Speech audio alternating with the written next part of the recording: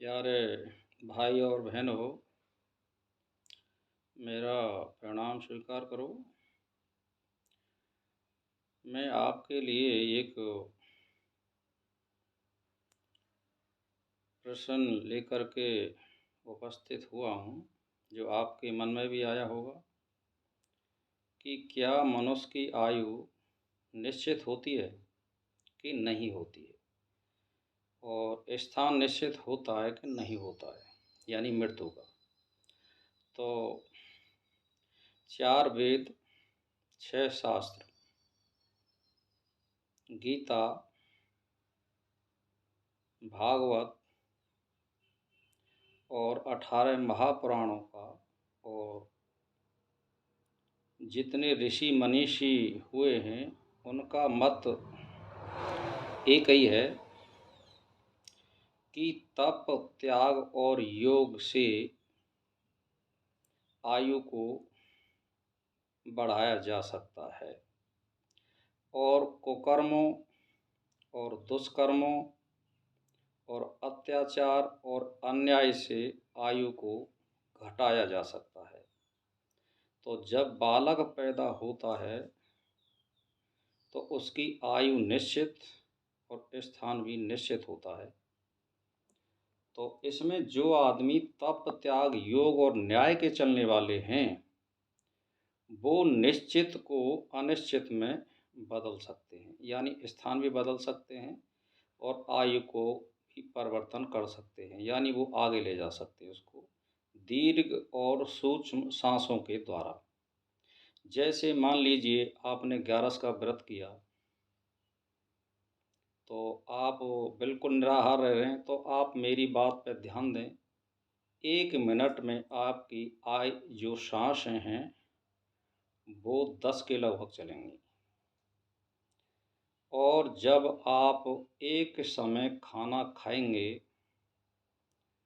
तो यानी 3 घंटा तक आपकी सांसें 14-15 चलेंगी। उसके बाद 20 घंटा या 22 घंटा आपकी 11-12 सांसें चलेंगी।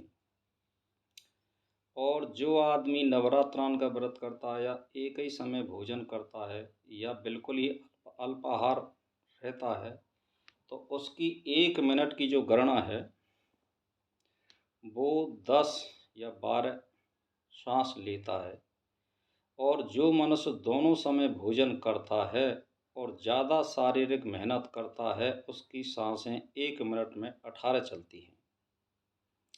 तो आप इस गणित से हिसाब लगा लो आप कि आपकी आयु दीर्घ और सूक्ष्म इन श्वासों के द्वारा होती है।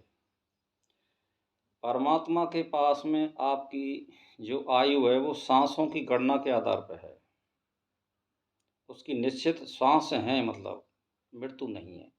तो इसीलिए सांसों को घटाया और बढ़ाया जा सकता है तप, त्याग, योग से, कर्मों से। जैसे मान लीजिए कोई आदमी ईश्वर संबंधी ध्यान, धारणा, प्राणायाम, समाधि कर रहा है, 2-2, 3-3 घंटे रोज भजन कर रहा है, और एक समय भोजन कर रहा है और सत्य का आचरण कर रहा है, तो उसकी आयु निश्चित है, परमात्मा उसकी आयु को बढ़ा देगा। और जो आदमी अनर्थ कर रहा है, अन्याय के रास्ते पर चल रहा है, उसकी आयु को परमात्मा घटा देता है। तो कहने का मेरा मतलब ये रहा कि आयु के बारे में सभी के लिए तो ये निर्णय है नहीं है, और ना ये लागू होता है। जो आदमी तप, त्याग करते हैं उनमें आयु का परिवर्तन हो जाता है। सामान्य लोगों की आयु और स्थान निश्चित ही होते हैं, क्योंकि वो ना तो शुभ कर्म करते और ना अशुभ कर्म करते। उनकी आयु का तो निश्चित स्थान और समय होता है।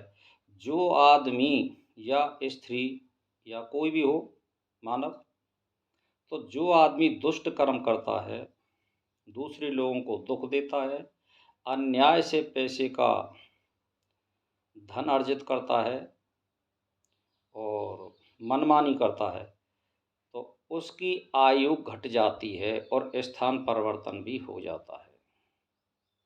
और जो आदमी शुभ कर्म करते हैं, तप त्याग योग कर सकते हैं, उनकी आयु बढ़ जाती है और स्थान भी परिवर्तन हो जाता है।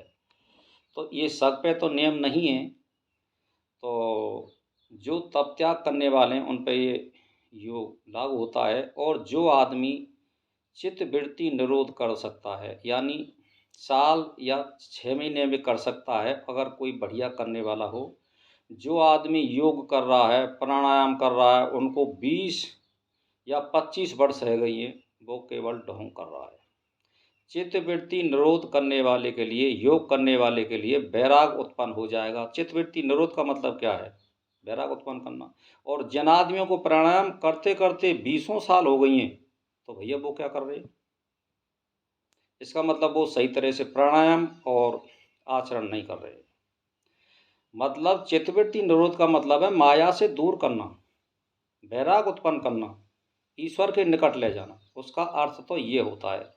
अब चित्तवृत्ति निरोध और योग कर रहे हो आप रोजीना और माया की तरफ भाग रहे हो, तो ये तो ढोंग माना जाएगा। तो इसीलिए आप अगर सही योग, ये प्राणायाम और त्याग और संयम और नियम से चलने वाले हैं, तो आपकी आयु का परिवर्तन हो सकता है। इसीलिए मैं सभी भाई बहनों से ये कहना चाहता हूँ, आप ईश्वर की शरण में जाएं और अन्याय के मार्ग पे नहीं चलें, सदा आचरण शुभ करें और अनर्थ के कार्यों से बचें और दुष्ट प्रवृत्ति के लोगों से आप बचाव करें और उनकी संगत ना करें।